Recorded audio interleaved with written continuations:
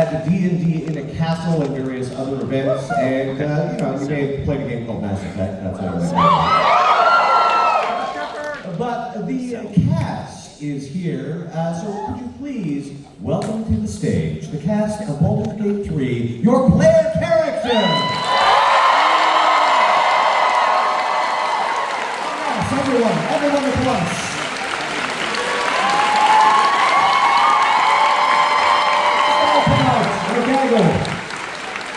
All of you, please.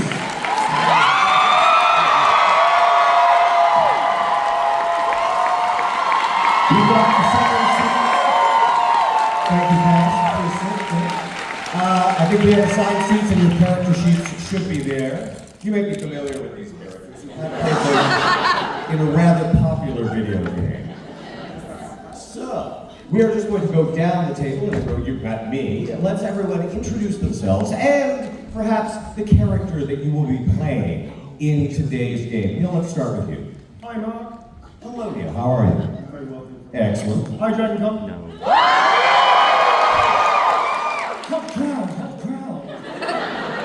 My name's Newbon. He smelled the jerky. He's like, look, I'm being a good boy. A shy, retiring coin demure. Just happens to be part of the group.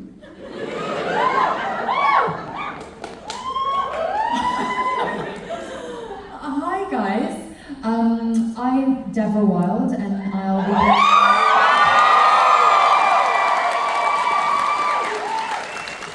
Energy! I'll be playing Lazelle of Crashkalair and I really... just want to get on with it, Ishtiaks. Hello Dragoncon, you are the best vibes ever!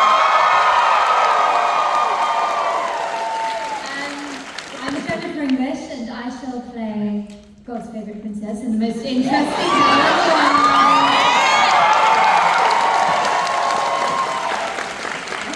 I don't know how to follow that. My name's Aliona Baranova.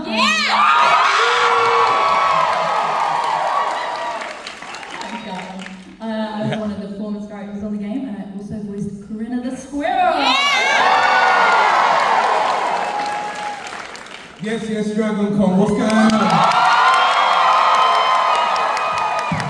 name is Theo Soloman and I play Will Ravengard.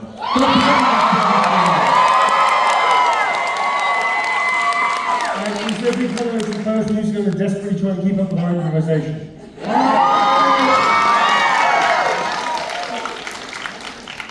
And of course, we're going to be playing a little game called Dungeons and/or Dragons. For DMing this. Oh, I look very much forward to it. Now then, we should mention at this point, I'm not sure if you've heard, but there is a new edition of Dungeons and Dragons, or at least new books that are coming out. Neil, you wanted to say a few words about that? Yeah, it's the 2024 edition of Dungeons and Dragons. It's still 5th edition. It is still but 5th. It's actually very cool. I flipped through it a while ago.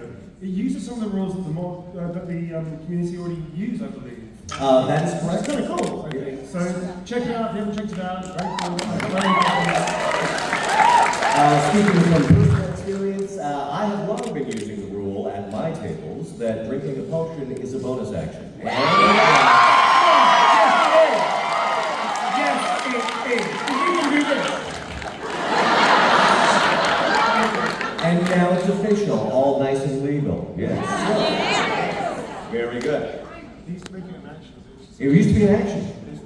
No, it's I know. a bonus action. Yeah. We've all strummed the guitar whilst being Yeah, it's possible. And I actually have a further rule at my table that I believe was originated by the GM Tim. That is, if you expend a full action to consume, say, a healing potion, you don't have to roll randomly to get the full amount of healing. Because you're essentially treating the healing potion like a ketchup bottle, and you're just getting every last bit of that hit point out of it. So, yeah, so we will see. I look forward to perusing at my leisure. But we're talking about today's game, and we are using 5th edition for this one, the old books. So, I'm going to start by asking each of our players in turn, and Neil, we'll start with you again, working our way down. Your characters, could you please simply describe for me what sort of night your character had before waking up, wherever you find yourself at the beginning of this adventure? It could be a wild night that maybe you don't remember entirely. That would be great. I always remember. Oh, good. Just to know for DM, whereabouts are we? Well, I would say we are in the Forgotten Realms. In a rural setting? Maybe a city known as Baldur's Gate. That might be it could be a Waterdeep if you like, but Baldur's Gate is probably most familiar. Okay, so the night before, Starion was having a delightful dining experience with an old chum at the Blushing Mermaid. It's a cheap and cheerful place. You'll all fit right in, darling. And lo and behold, we did a runner. I'm pretty sure we started a fight. I'm actually thinking that the tap was on fire. Anyway, the point is, it was a wonderful night, and I was rather full at the end. Although I can't remember where I left my dining companion. They were rather drained. Anyway, in the marketplace. No, the sewer. They're in the sewer. Just a few questions for clarification. You did pull a dine and dash last night. What do you think the tab was when you ran out of? Extraordinarily large. Very large. Several hundred gold pieces? Who kept count? Of course. Well, probably the innkeeper. But that is what Asterion was up to. What about Lizetta? Well, Lizelle, as is pretty standard with this particular party formation, just going around camp, trying to make sure that everybody knew that the next day was a big day, guys. So just get it together, sorry. And just kind of get ready for the day, because we have work to do. Of course. So you were not in any way inebriated the night before? Absolutely not. Of course. It's not something that you can do. Yes, you went to bed at an appropriate hour. Absolutely. In my lovely leather.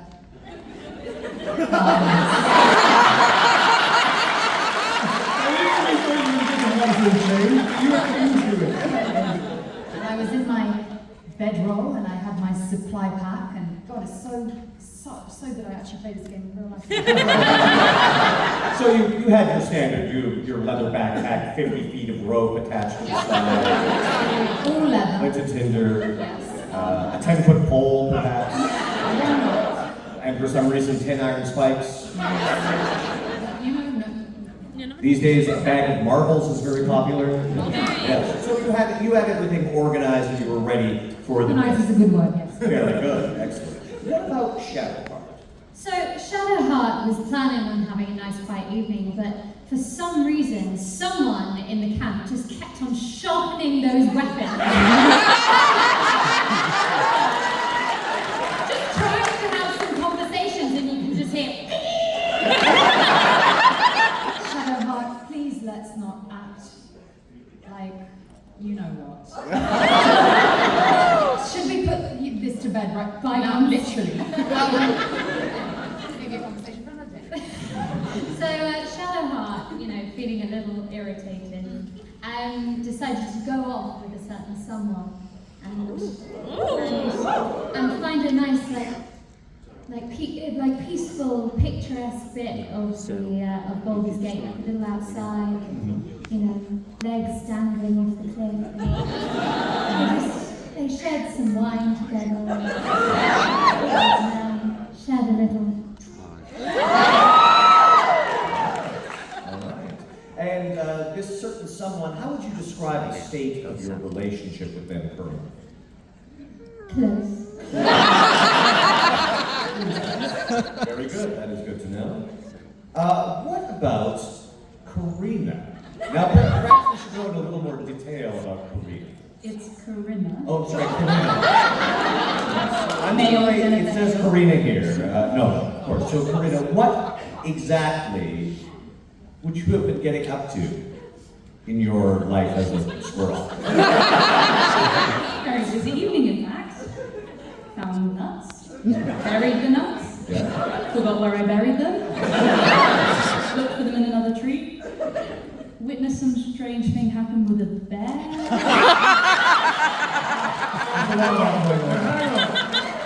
promised. What happens in the woods stays in the woods.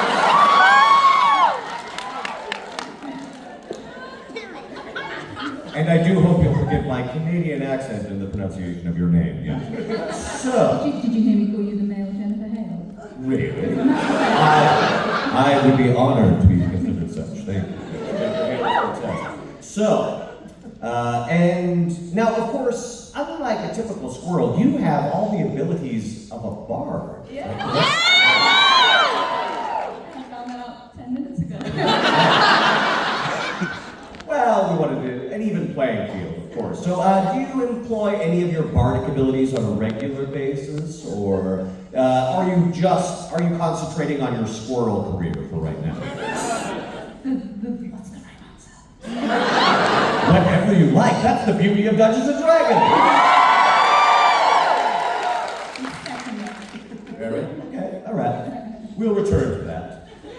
Will, what were you doing the night before? Last night, Will Ravengard was teaching a rather large group of tiefling children combat skills.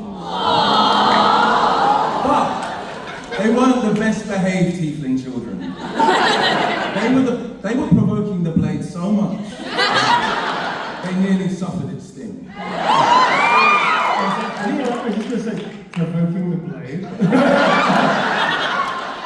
That's provoking the blade. So he had a couple of whiskeys after, just to cool off, you know, just to debrief. Well, would you like me to help with the extermination of the tiefling child?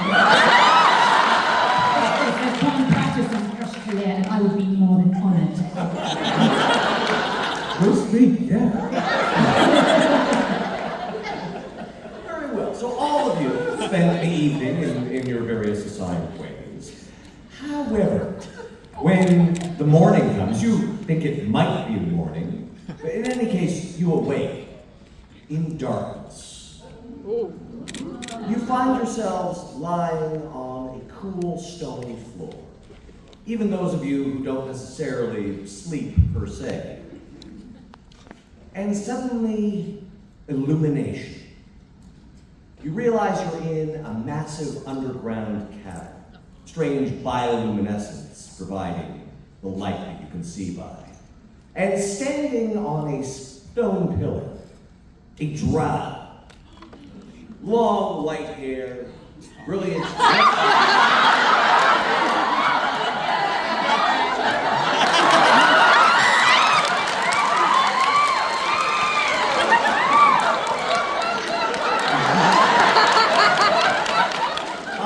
Please, Mark. Yes, proceed.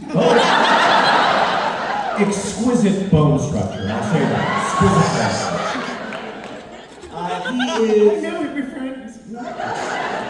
he is dressed in black, as might be typical for a drow. However, you give me perception rolls, everyone. Perception. Which dice is that one? That would be the one that's almost round. The one with the most sides. Most round. Yeah, it looks like this. The one that looks sort of like a soccer ball. The usual one. The D20, yeah. I don't know what that means. You can tell me a D20. And you should have your skills just there on the left-hand side of your page. 11 plus 5, 16. 16, thank you. 19! 19. What are we adding? I got 20. 20. Question, is that a natural 20 or A natural. Nat 20? Unless anyone else got a nat 20, you're going to be the one who realizes this. Very well, all right. No other nat 20? I'm just a dog. Of course. You're taking in the exquisite bone structure. You do note that there doesn't I mean, seem... Constitution, sorry. Yes, please. It's a 15, we're fine. All right. All the blood has not rushed from your head to elsewhere. But,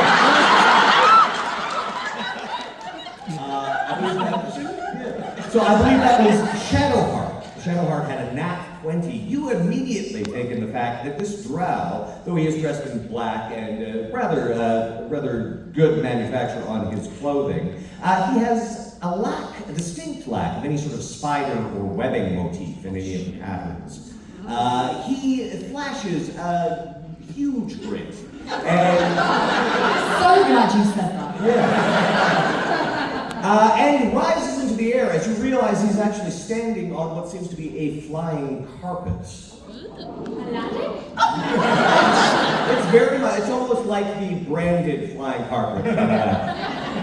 And he spreads his arms wide, holding a strangely shaped staff. It almost looks like a human spinal column with a skull at the end of it and a baleful green light emitting from the eye sockets. And says to all of you, welcome, my friends! You have the honor of being the guests of Bayloth Baranova, sometimes known as Bayloth the Entertainer, purveyor of the most gruesome gladiatorial combat the Underdark has to offer. And immediately we realise my mistake.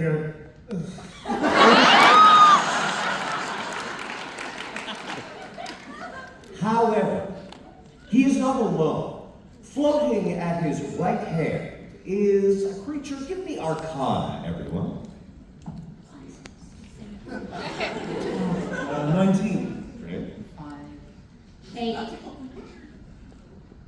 17. 17. Anyone who got above a 12 immediately recognizes this large being as a djinn. Blue skin, his lower body trailing off his throat. They're mean! Yeah, it can be. However, I got turned into a wheel of cheese! that might happen again. Question, how close to the gin are we? You're about 31 feet away.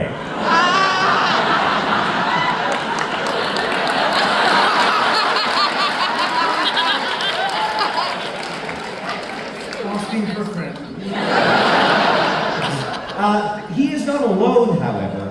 Standing on the left side is a man, well, a humanoid, with the head of a tiger, who is smoking a pipe, wearing very sort of rich robes. Those of you who did get a good perception roll, you also take in the fact that the tiger, the pipe he's holding seems odd, and then you realize, no, it's his hands that are odd. The thumbs actually bend backwards and cradle the pipe. This drow, who's introduced himself as Bayloth Baranova, Bayloth the Entertainer, says, I bid you welcome, my honored guests. Yes, for you are my guests. And fear not, though I often pit my guests against each other in tests of combat, you are here simply for signing. As he gestures, a velvet curtain is drawn aside. Wait, And time out. he You took a parody of Dragoncon? Well, I mean, certainly a legally distinct parody. A legally distinct parody.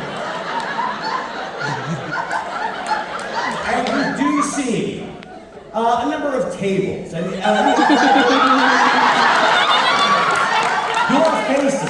your faces on canvases have been stretched across the furniture. There's a large stack of shiny parchments with again your faces on them. Some quills have been set aside. He told us this backstage. I was listening. And he says, yes, you have what I seek, and that is star quality. Fame! I'm not sure if you're aware, but you are all very popular indeed.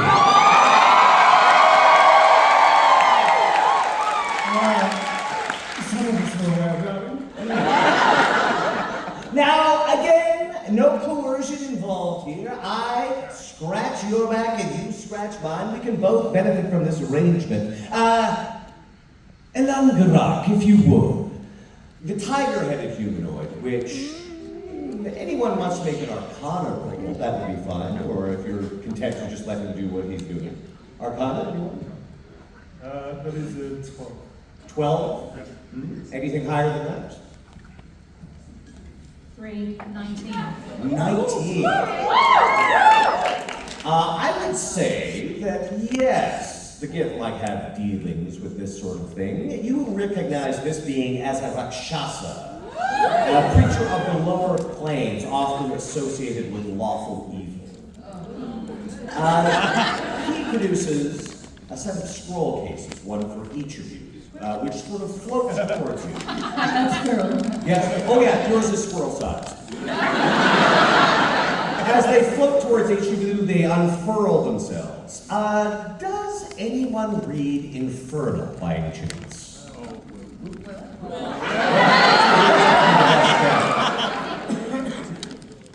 So, Will, you can read this. I'm not sure if anyone else can. But you can see that this is a fairly extensive contract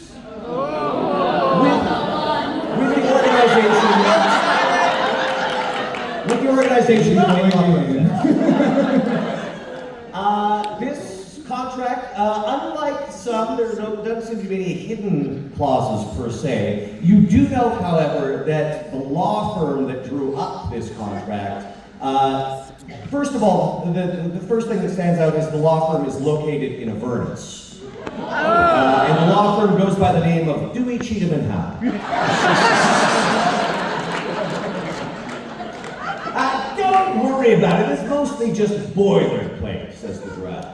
It's essentially a contract for your appearance at this event that I'm running. Now, you understand that you will receive all the monies for the operas, but there are a number of panels that you'll be contractually obligated to pay. And what might they be? Nothing at all. I'm sure it'll be just fine. We can work out the details later, surely. Oh, and you do note that there is a clause in the contract that surrenders the use of your likenesses for any merchandise. The trade is no longer permitted to sign contracts after that business with Missouri. Quills float towards you. So if everything is in order, please feel free to sign and allow me to make you some money. I don't think I'll be signing that contract.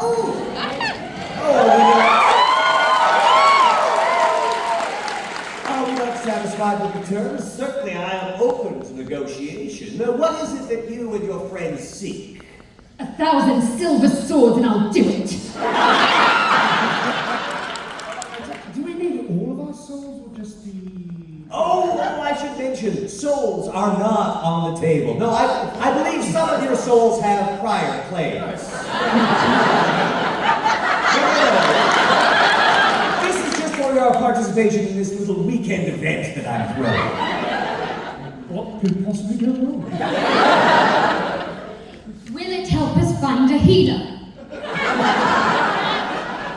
Look, I am willing to negotiate, as I say, if there's any particular things you'd like added to your rider, for example. And the merchandising rights are, I suppose, negotiable. I usually prefer to deal with people who don't read Infernal, but I am open to negotiation. I'll be honest, you hold all the cards here. There are a lot of people that want to meet you and get your signatures. Team up. Of course, yeah. So the Jinn and the Rakshasa and the Drow sort of retire. They let you go off to the side. So, I quite like nice things. I don't trust these initiatives. I'm getting bad vibes. How so? Shadowheart, what do you think? Well, I must admit, I'm a little bit worse for wear after the night I had wine. Why? Whatever were you up to, I roll? None of your business is starring. I'll tell you later. Maybe we could do with a little weekend off. Kind of fed up of spirit guardianing everyone. How about, ladies and gentlemen, you can tell these phrases. How about just for a few days off, don't tell Tal, then we can I mean, honestly, I could use the break as you could as well. And Nice God knows the squirrels been pulling their weight.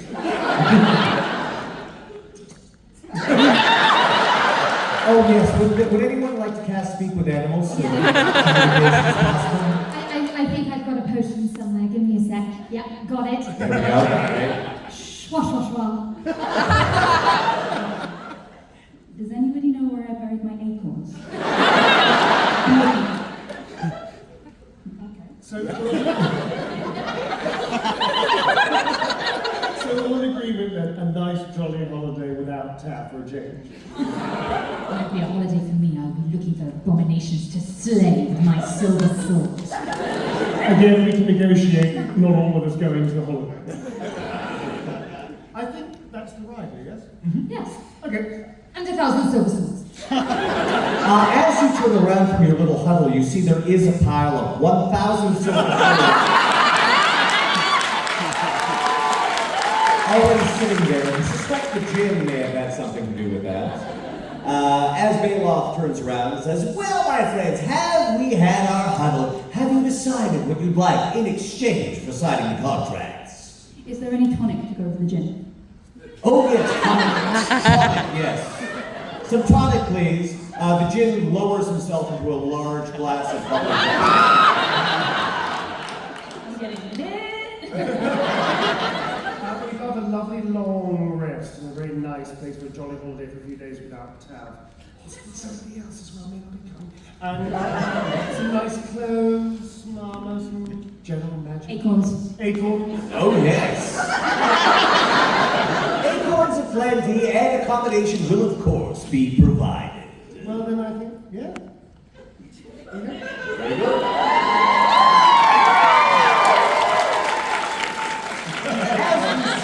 As he signed these contracts, you feel a slight.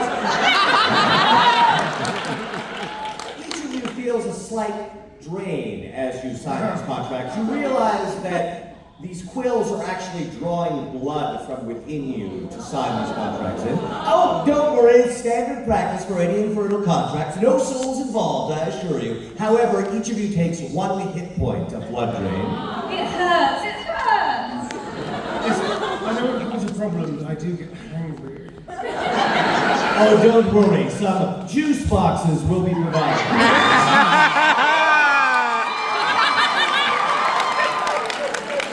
Those will be made available for you in the green room. But in the meantime, we're about to let the crowd in, so if you would take your places, yes.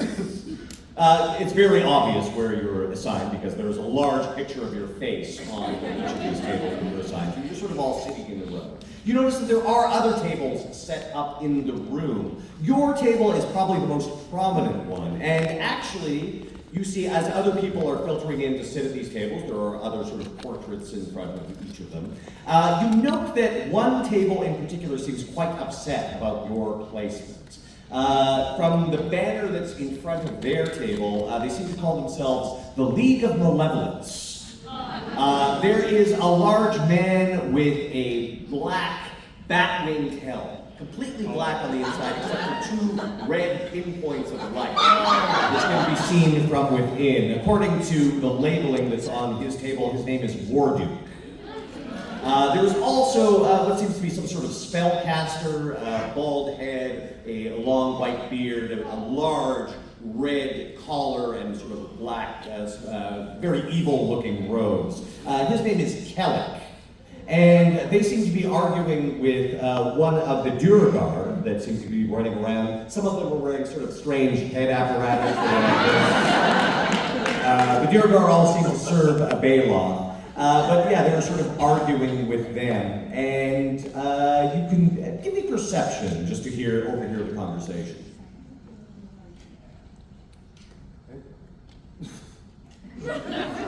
I'm really concerned with the outfits. Of course, yes. 7. 7, yes. 10. 7. 7. 1. 1. 16.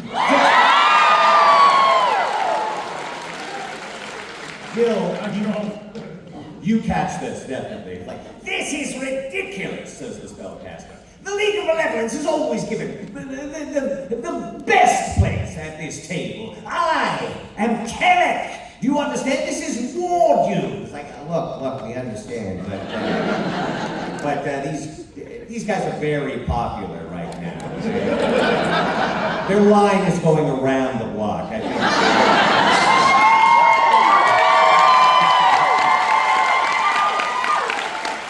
I hope you understand. From deep within the helmet, you hear, "This is unfair. I have warned you. There will be a reckoning, fool. Perhaps not today. Not even tomorrow. Maybe the day after." So yes, these guys seem upset. You do see an orc joins them. He's very short. He's wearing sort of a blue hood. He has a bandolier of daggers. His name seems to be Zarek, and he's sort of taking his place among them. You see various other people, some that you may be familiar with. There's a gentleman by the name of Elminster. He seems like He's a geriatric. he came in from outside, and he sort of smells like the art teacher's coat, if you know what I mean.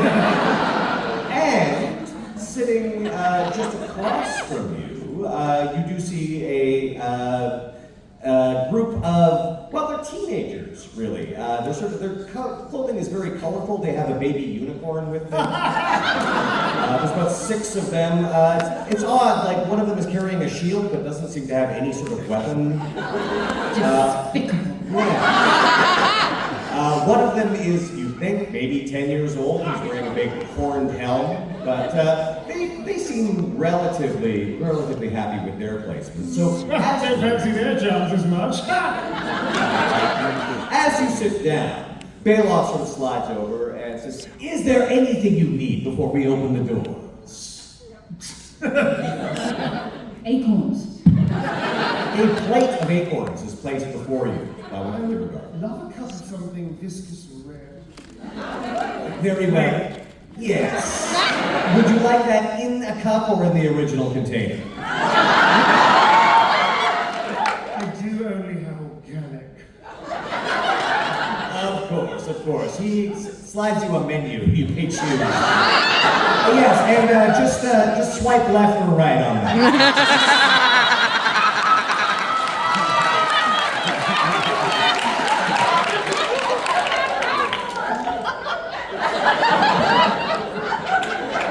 Very good. Your selection, yes, that will be waiting for you in the green room. And as the doors open, a massive flood of people pours in. I'd say at least 1,500 or so, maybe. And yes, they go wild, but even wilder than that. Did you?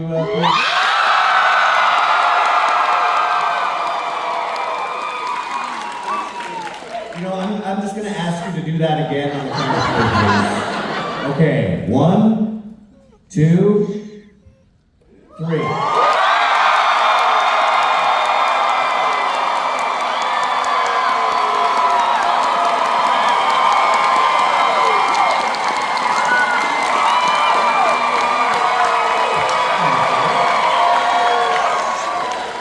You are now all NPCs. Which means we can cook it all. So there is, as mentioned, there is a flood, and you see that most of these people are lining up to see all of you. Now, the Duergar, of course, are sort of controlling the line and keeping it back. You do see some of the Duergar have to assume their giant form just to keep everybody in line. But eventually things sort of become orderly, and people are coming up and asking you to sign things. What is your standard signature, would you say? Like a little, when they ask for a little greeting in addition to your signature, what do each of you add? I was under the impression that I would be dueling each and every one of the participants who came to my land. Apparently not, though. If you want to kill some of them later, they can be brought to the green room. I like this plan. We'll talk again, Chick. So, yeah, again, sorry to make you go first, Octavian. But what does Syrian add as a little bon mot or a greeting? Well, Tihon, devil, my bad. And then in parentheses, green room, bring a friend.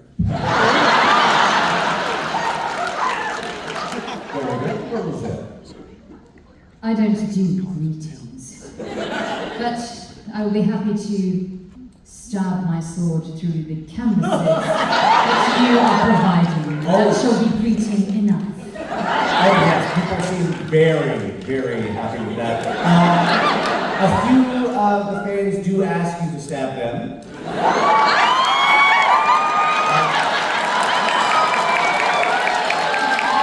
More than happy to oblige. You also get a few, some people want to be stepped on, you're not sure what.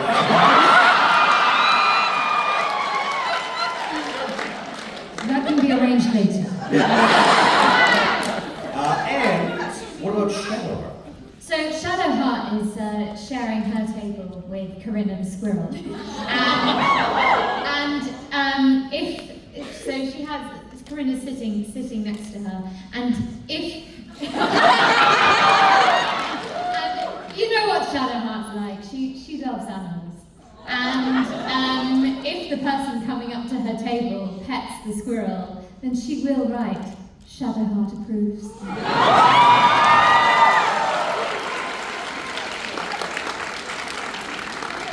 Would you pet me?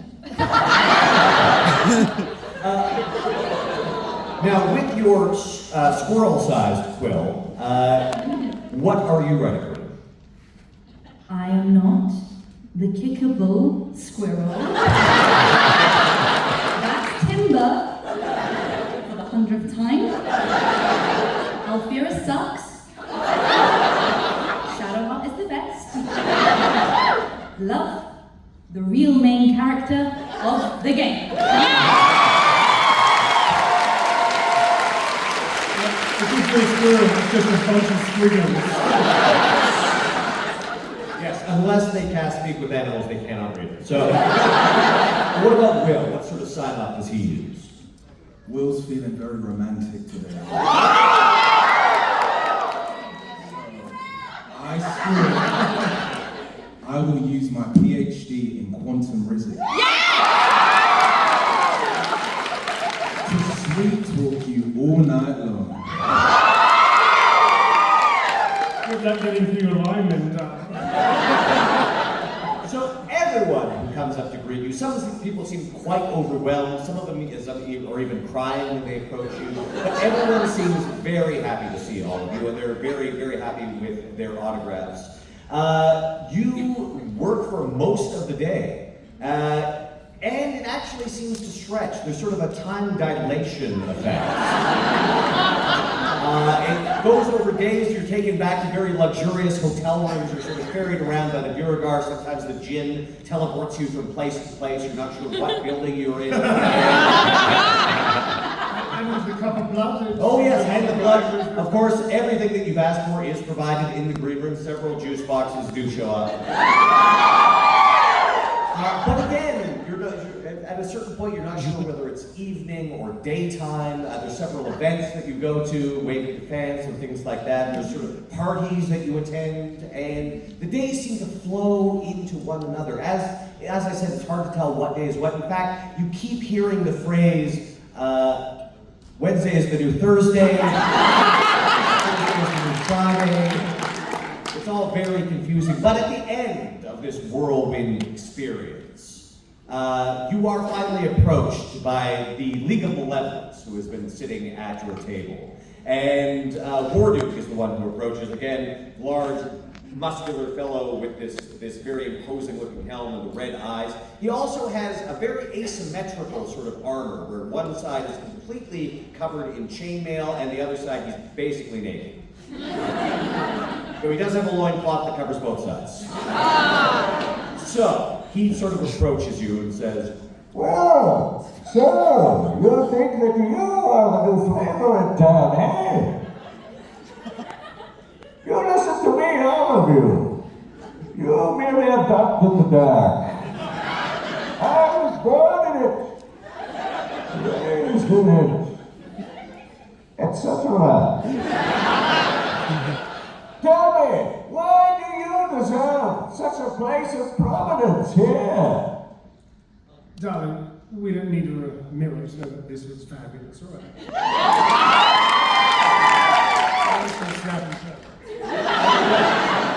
now, would you say that you're using intimidation here, persuasion? Oh, intimidation. Intimidation. Again. Of course. So, let us see how well you intimidate Warden. Can somebody help me on that? A bardic inspiration might be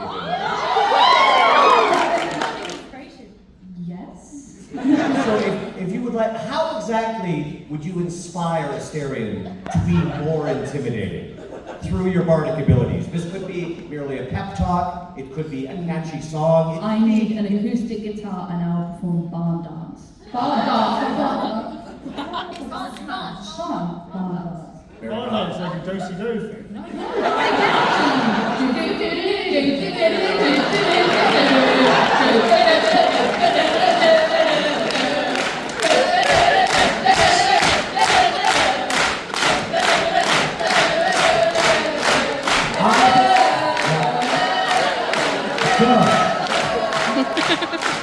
I think it's safe to say through that performance that not only does Asterion get a D6 of bardic inspiration, everyone present gets a D6 of bardic inspiration.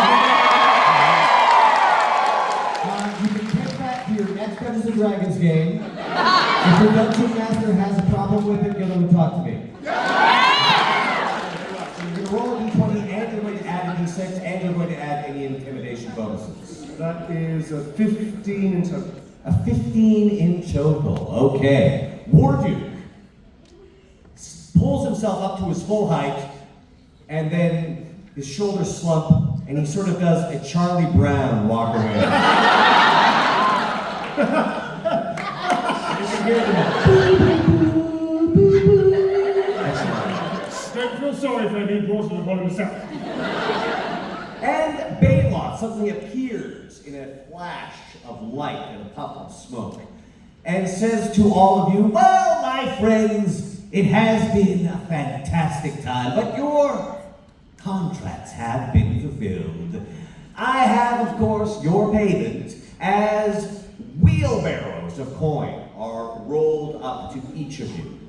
Is there anything that you would like before you? Oh, yes, we have a question from the squirrel. Acorn. You'd like this transferred into Acorn? No!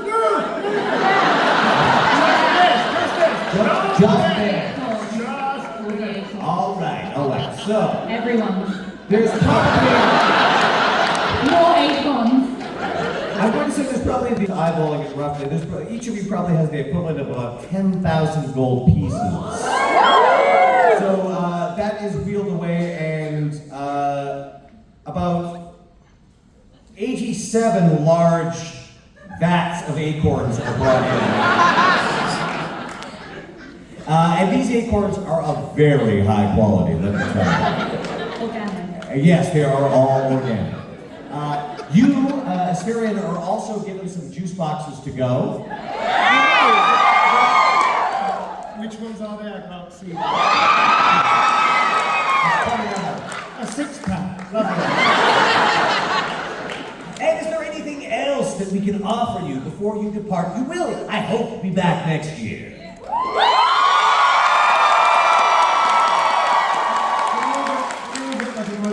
Bag of holding for each of us. Oh, yes, that we call it swag bags. Now make sure not to put your swag bag inside a bag of holding or it will tear open the portal to the astral plane. And you'll lose everything inside. That's happened before. I'd like a head pat and a kiss from Dragoncon.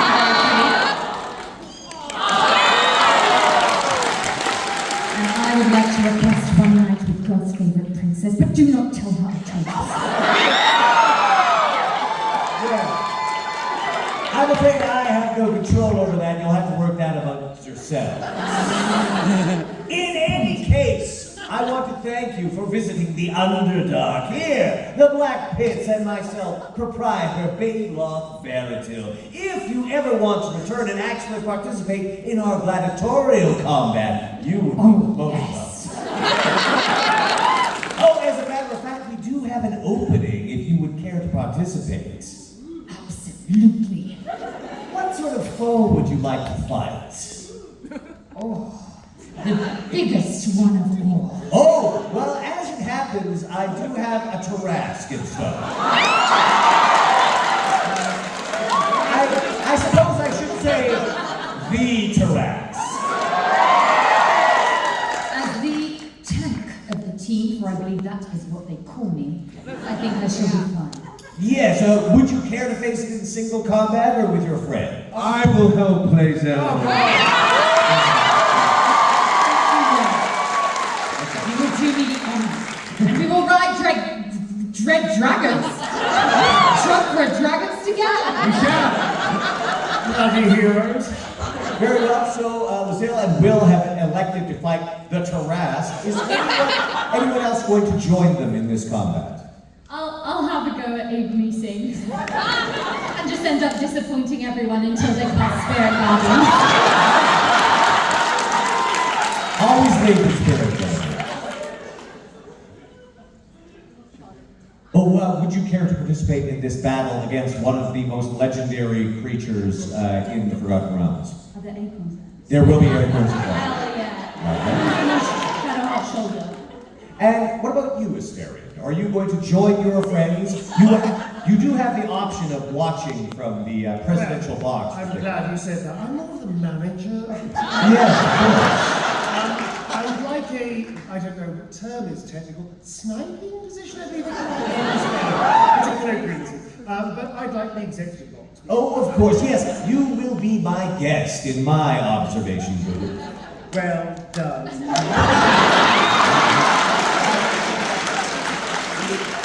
And we'll be sure to have refreshments available. Oh, again, not quite the selection. Oh yes, we are spoiled for choice. And so, Asterion takes his place in a very luxurious booth. Balok is there, Najim, the Jinn, is there. Also, the Rakshasa still smoking his pipe, and various other visiting dignitaries. You see, there's a lich there, but thankfully he is liberally spraying potpourri around himself. Not everyone at this event was so kind. But,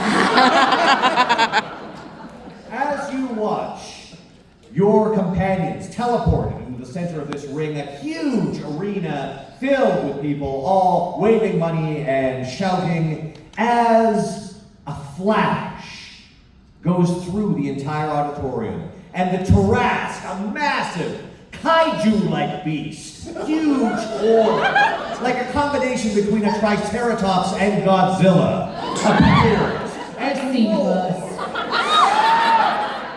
We're going to see from our dramatic camera angle, each of you draw your weapons, begin to charge. Asterion and Balok each raise a glass.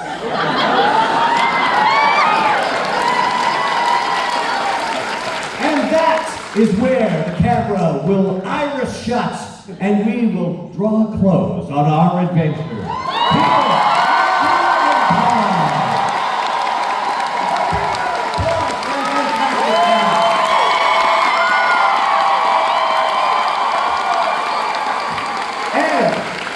Oh yes, question. Can I have a post-credit scene where I find the acorns that I buried? Oh, so that happens, of course. The credits roll. You see, Mark Meer as Dungeon Master. You see all the thank yous. You see he did craft services, all of that. No animals were harmed in the making of this episode. And then at the very end, in the Marvel Universe style post-credit scene, could you please describe what we see? So, I'm scurrying around. I see a bear in the distance, and I'm not going to go watch that again. And I find the acorn, and I eat it, and I become a ginormous squirrel. And then you fade to black, and just the words, ginormous squirrel will return.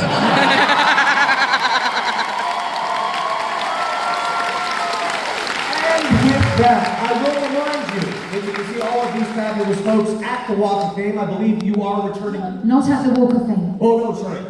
Yes, in their own special Walk of Fame. And believe me, the League of Malevolence is pissed about that. Where exactly can they find that room? Bottom floor of the Marriott. Marriott International, yes? Those of you who are not running over there, there is a Mass Effect panel that is going to be occurring in this very room.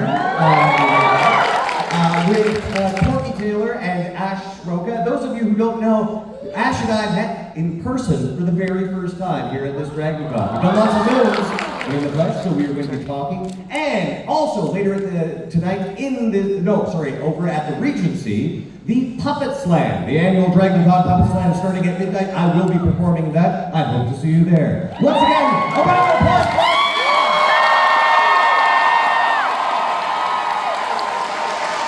And a round of applause for Mark as well. And a reminder, please participate highly in the app if you would like to see similar events. Thank you and enjoy your Dragoncon, everyone.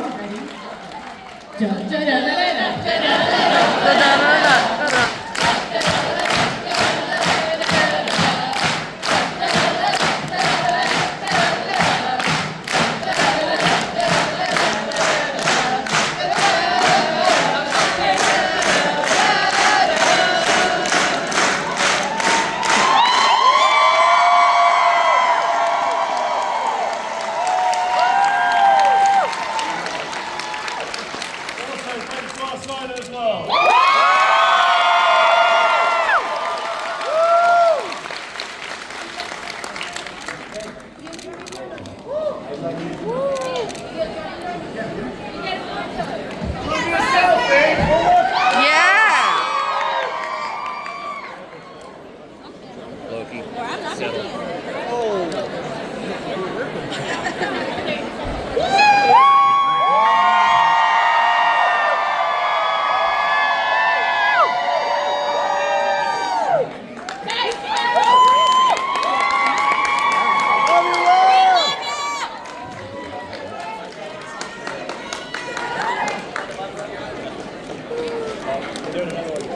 Another one!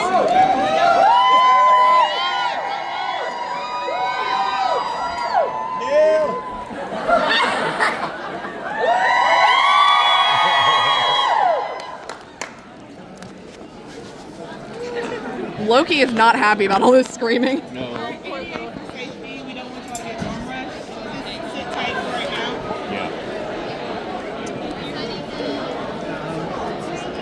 Oh yes, thank you. Loki, hold that.